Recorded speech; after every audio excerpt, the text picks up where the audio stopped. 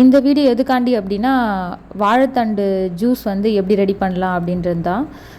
ஒரு 2 வாரம் இருக்குங்க. 2 வாரத்துக்கு முன்னாடி பார்த்தீங்க அப்படின்னா, ஒரு நீர் கடுப்பு மாரி ரொம்ப யூரினரி பாத்தில் வந்து ரொம்ப பெயினாக இருந்துச்சு எனக்கு.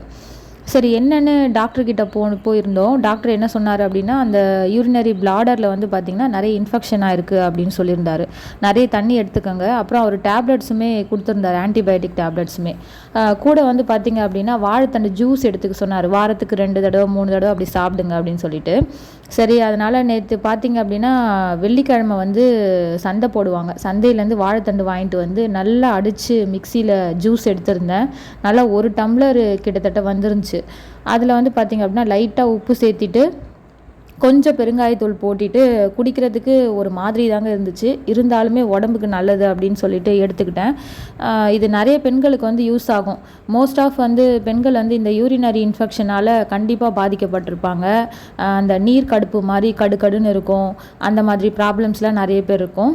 ஜென்ஸுமே கூட எடுத்துக்கலாம். சிறுநீரக கல்லுக்கு கூட இது ரொம்ப நல்லதுன்னு சொல்கிறாங்க. ட்ரை பண்ணி பார்த்துட்டு கமெண்ட் செக்ஷனில் கமெண்ட் பண்ணுங்கள்.